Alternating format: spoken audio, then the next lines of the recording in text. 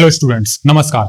आज की इस वीडियो में हम डिस्कस करेंगे control and coordination in plants. Plants में एनिमल्स और ह्यूमंस की तरह कोई डेडिकेटेड नर्वस सिस्टम नहीं होता है और नर्वस सिस्टम ना होने की वजह से उनके पास कोई सेंस ऑर्गन्स भी नहीं होते हैं। तो इसी वजह से उनमें कंट्रोल एंड कोऑर्डिनेशन केवल और केवल हार्मोन्स की मदद से होता है। हार्मोन्स जो कि एक खास तरह के केमिकल्स होते हैं। अब चूंकि प्लांट्स के पास नर्वस सिस्टम और सेंस ऑर्गन्स का एब्सेंस होता है, जो कि सभी हायर एनिमल्स में इंक्लूडिंग ह्यूमंस पाया जाता है, इसी वजह से वो किसी भी एक्सटर्नल स्टिम्युलस के प्रति तुरंत रिस्पॉन्ड नहीं कर पाते हैं। जैसे हम इंसान या कोई दूसरा जानवर तुरंत किसी स्टिम्युलस के प्रति रिएक्ट करता है, ठीक उसी तरह से प्लांट्स नहीं कर सकते हैं। लेकिन किसी एक्सटर्नल स्टिम्युलस के प्रति उनका जो रिस्पॉन्स होता है वो होता तो है, लेकिन हम उसे रियल टाइम में ऑब्जर्व नहीं कर सकते हैं, वो काफी स्लो होता है। और प्लांट्स का किसी भी एक्सटर्नल स्टिमुलस के प्रति जो रिस्पॉन्स होता है उसे हम मेन रूप से दो तरीके से ऑब्जर्व कर सकते हैं। एक होता है प्लांट का ओवरऑल ग्रोथ या फिर प्लांट के किसी पर्टिकुलर पार्ट का ग्रोथ, और दूसरा होता है प्लांट के ग्रोथ का प्रिवेंशन या किसी पर्टिकुलर पार्ट के ग्रोथ का प्रिवेंशन। तो ये दो तरह से अपने एक्सटर्नल एनवायरनमेंट में मौजूद स्टिमुलस के प्रति प्लांट रिस्पॉन्ड करते हैं।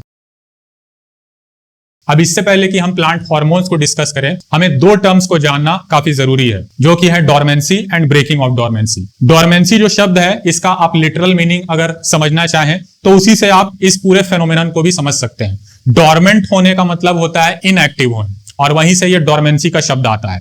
और साथ में ब्रेकिंग ऑफ डोरमेंसी भी इसी से रिलेटेड है, इन अ सेंस कि ये उसका उल्टा है। तो अगर हम किसी प्लांट में डोरमेंसी का बात करते हैं तो ये एक इनएक्टिव स्टेट होता है, एक पीरियड ऑफ टाइम होता है जिस दौरान कोई प्लांट का पार्ट या पूरा का पूरा प्लांट बिल्कुल इनएक्टिव स्टेट में रहता है। अब कोई भी लिविंग ऑर्गेनिज्म इनएक्टिव स्टेट में कैसे रह सकता है? वो इस तरह से रह सकता है कि उसमें कोई भी लाइफ प्रोसेस, उसके शरीर के अंदर, उसके बॉडी के अंदर कोई भी तरह का लाइफ प्रोसेस ना हो, या फिर हम ये भी कह सकते हैं कि मेटाबॉलिक एक्टिविटीज बिल्कुल ना हो। So dormancy can be defined as a phenomenon और a time duration during which a plant और a particular part of a plant remains inactive because there is no life process or any metabolic activity going on in that part। अब जैसा कि हमने थोड़ी देर पहले ही discuss किया कि breaking of dormancy इसका जस्ट ऑपोजिट होता है। तो इसका मतलब ये हुआ कि जब प्लांट का वो पार्ट या पूरा ओवरऑल प्लांट उस डोरमेंसी के स्टेज से बाहर निकलता है और फिर वापस उसके अंदर सारे लाइफ प्रोसेस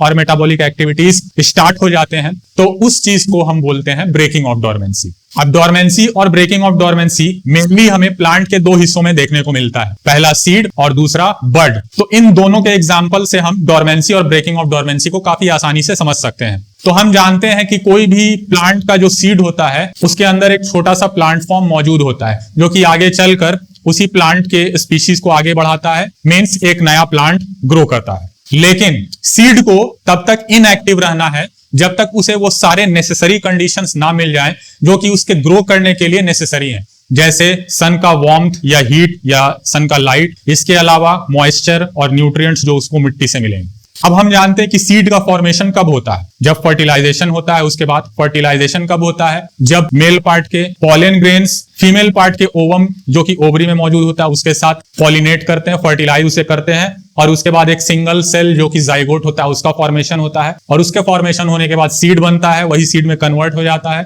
और साथ ही जो फ्लावर का ओवरी वाला पार्ट होता है वही पूरा का पूरा फल के रूप में कन्वर्ट हो जाता है। तो हम देखते हैं कि एक फ्लावर जो है पूरी तरह से फल का रूप ले लेता है और उसके अंदर वो बीज रह जाता है। तो अब जब तक वो फल पेड़ के साथ अटैच्ड है तब तक वो सीड जर्मिनेट नहीं होना चाहिए, क्योंकि अगर ऐसा हो गया तो उस केस में उसे वो सारे कंडीशंस नहीं मिल पाएंगे जो उसे ग्रो करने के लिए चाहिए। ऐसा तभी होना चाहिए जब वो फल पेड़ से डिटैच होके नीचे गिर जाए और उसके बाद या तो कोई जानवर उसको खा ले और एक्सक्रीट करके उसके फीसिस से सीड है वो निकल जाए और फिर मिट्टी में मिल जाए, या फिर यदि कोई एनिमल उसे ना भी खाए तो वो पूरा का पूरा जो पल्प वाला हिस्सा है वो मिट्टी में जाके सड़ जाए नेचुरल प्रोसेस से, और बचा हुआ हार्ड पार्ट जो है यानी सीड वो रह जाए, और उसके बाद मिट्टी में से वो न्यूट्रिएंट्स और पानी यानी मॉइस्चर को एब्जॉर्ब करे और उसका स्वेलिंग हो, और साथ में सन के हीट को एब्जॉर्ब करके उसका जर्मिनेशन हो, और तभी जो है उससे जो प्लांट निकलेगा वो एक हेल्दी प्लांट निकल पाएगा। तो ये है ब्रेकिंग ऑफ डोरमेंसी। यानी डोरमेंसी का भी अपना जगह एक काफी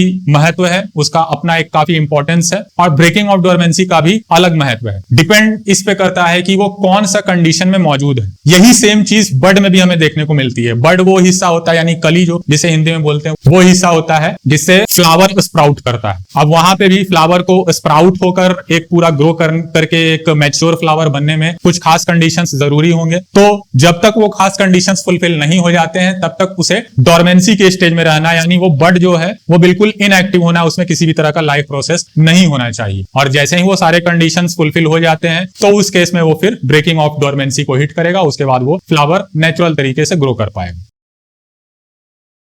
अब आइए डिस्कस करते हैं अगले टॉपिक को, जो कि है प्लांट हार्मोन्स। प्लांट हार्मोन्स को फाइटो हार्मोन्स भी कहा जाता है। अब जैसे पहले ही हमने इस वीडियो में स्टार्टिंग में ही डिस्कस किया कि प्लांट्स में जो मूवमेंट होता है वो दो तरीके से हमें दिखता है। पहला ग्रोथ ऑफ द प्लांट या growth of any particular part of the plant, और दूसरा इसका ऑपोजिट यानी प्रिवेंशन ऑफ द ग्रोथ। तो जाहिर सी बात है कि हार्मोन्स जो होंगे वो भी इसी दो तरह के चीजों को प्रमोट करेंगे, यानी एक पर्टिकुलर तरह के हार्मोन्स ग्रोथ को प्रमोट करेंगे, जबकि दूसरे तरह के हार्मोन्स जो हैं वो ग्रोथ के प्रिवेंशन को प्रमोट करेंगे, या फिर हम इस तरह से कह सकते हैं कि ग्रोथ को प्रिवेंट करेंगे। So we can say that phyto hormones can be broadly classified into two categories. First one is growth hormone and second one is growth prevention hormone. अब कुल मिला के चार तरह के फाइटो हार्मोन्स या प्लांट हार्मोन्स होते हैं, जिनमें पहले तीन जो होते हैं वो ग्रोथ को प्रमोट करते हैं, यानी उन्हें ग्रोथ हार्मोन्स कहा जा सकता है, और जो चौथा है वो ग्रोथ को प्रिवेंट करता है, यानी उसे ग्रोथ प्रिवेंशन हार्मोन कहा जा सकता है। अब यदि हम केवल ग्रोथ ऑफ द प्लांट या फिर growth of any particular part of the plant की बात करें तो ये तीन स्टेजेस में होता है, और ये तीन स्टेजेस इन सीक्वेंस होते हैं। पहला सेल डिवीजन, दूसरा सेल इनलार्जमेंट, और तीसरा सेल डिफरेंशिएशन और सेल स्पेशलाइजेशन। अब सेल डिवीजन जो पहला प्रोसेस या पहला स्टेज होता है, उसमें बेसिकली होता क्या है, एक पर्टिकुलर सेल जो है उसमें मौजूद न्यूक्लियस दो पार्ट्स में स्प्लिट होता है, और वो दोनों पार्ट्स जो है फिर अलग अलग पर्टिकुलर सेल्स बन जाते हैं, जिन्हें डॉटर सेल्स कहा जाता है। ये चीज हम इंसानों में या किसी दूसरे जानवर या इवन माइक्रो ऑर्गेनिजम्स में भी देखने को मिलती है। हम इंसानों का पर्टिकुलर बात करें तो रिप्रोडक्शन के दौरान जो सेकंड स्टेज होता है, यानी फर्टिलाइजेशन के बाद जाइगोट का फॉर्मेशन, जाइगोट के बाद जो सेकंड स्टेज है यानी एम्ब्रियो का फॉर्मेशन, उस दौरान ये चीज देखने को मिलता है। जाइगोट जो होता है वो एक सिंगल सेल होता है, और जब उसे मां के कोख से न्यूट्रिशन मिलता है उस सिंगल सेल को, तो वो धीरे धीरे मल्टीपल सेल्स में स्प्लिट हो जाता है, यानी यहाँ पे सेल डिवीजन का प्रोसेस होता है।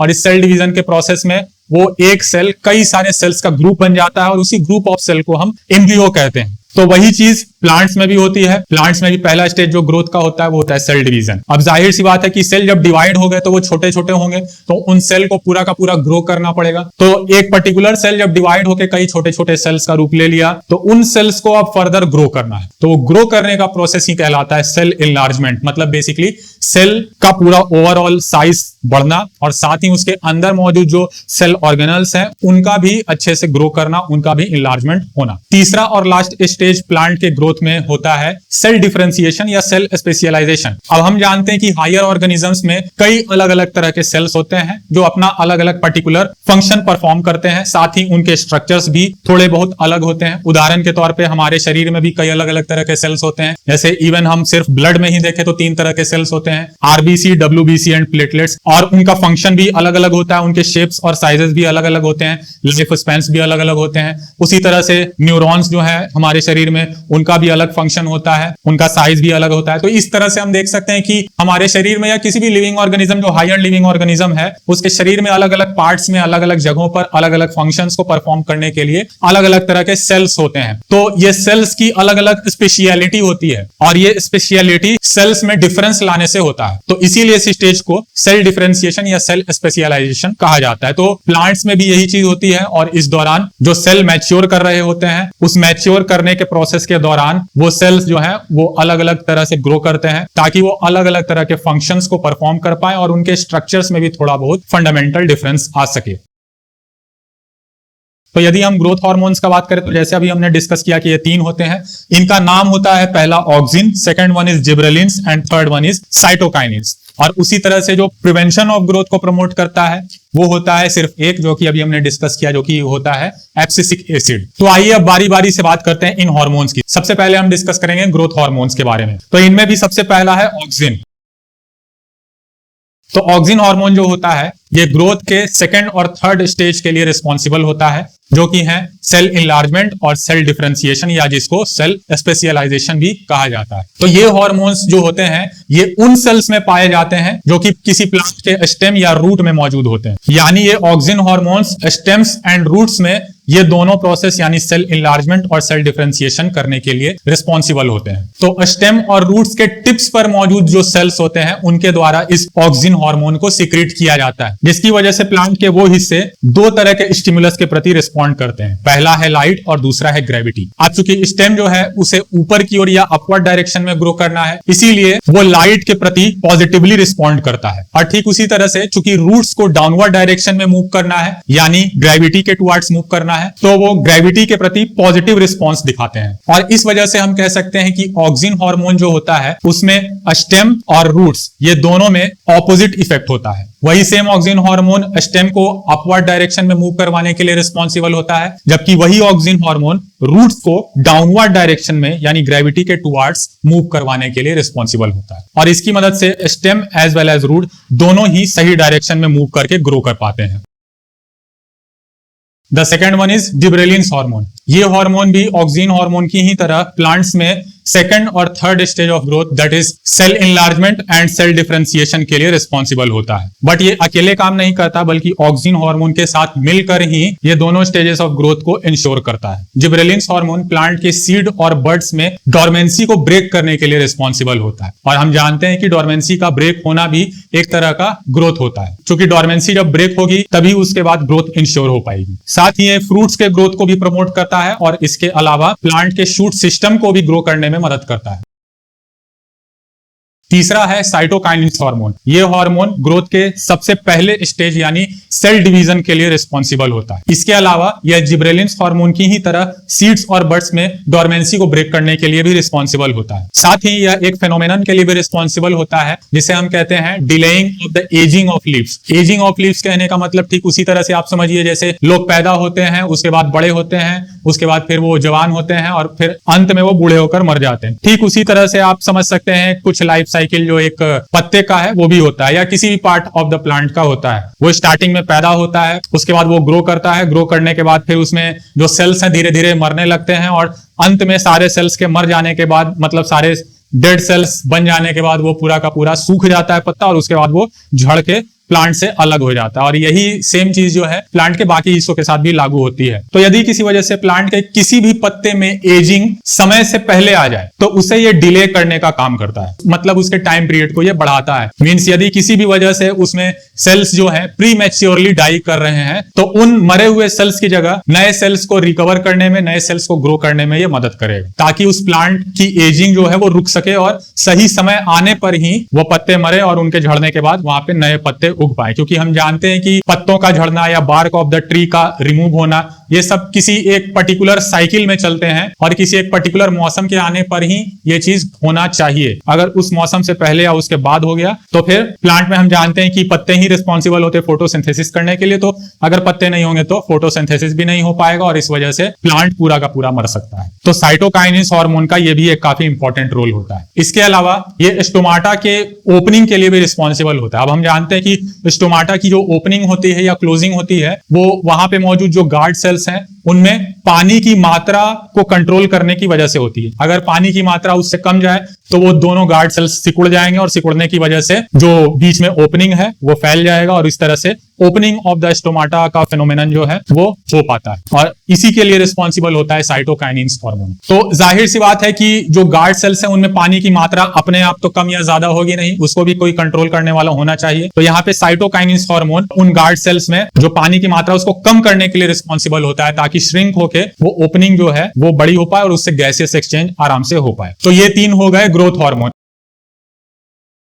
अब आइए हम डिस्कस करते हैं चौथा और आखिरी जो कि है एब्सिसिक एसिड, और ये ग्रोथ ऑफ द प्लांट को प्रिवेंट करता है या हम एक तरह से कह सकते हैं कि प्रिवेंशन ऑफ ग्रोथ के लिए रिस्पॉन्सिबल होता है। अब हम ये तो समझ गए कि प्लांट का ग्रोथ किस तरह से होता है, लेकिन प्लांट के ग्रोथ का प्रिवेंशन इसका मतलब क्या होगा? तो एक तो इसमें पार्ट है डोरमेंसी, जिस दौरान सारे लाइफ प्रोसेस और मेटाबॉलिक एक्टिविटीज रुक जाते हैं और उस वजह से वो एक इनएक्टिव स्टेज में रहता है। तो हम ये कह सकते हैं कि डोरमेंसी को प्रमोट करने के लिए एब्सिसिक एसिड रिस्पॉन्सिबल होता है जो कि एक तरह का प्रिवेंशन ऑफ ग्रोथ है। इसके इसके अलावा जैसे अभी हमने डिस्कस किया कि प्लांट्स के जो हिस्से डेड हो जाते हैं, डेड सेल्स उनमें मौजूद होता है, उनका प्लांट से रिमूव होना भी काफी जरूरी होता है। जैसे पत्ते जो है सूख जाते हैं, या फिर प्लांट का कोई भी हिस्सा जैसे बार्क ऑफ द ट्री, या फिर पका हुआ फल या फ्लावर, ये सब मैच्योर होने के बाद उनका टूट के अलग होना प्लांट से काफी जरूरी होता है, ताकि वहां पे नए पत्ते, नए फूल, नए फल ये सब उग सकें। तो ये भी एक काफी इंपॉर्टेंट चीज है। तो हम ये कह सकते हैं कि ये ग्रोथ ऑफ द प्लांट का जस्ट उल्टा है, यानी falling and wilting of the leaves, detachment of matured flowers and fruits from the plants,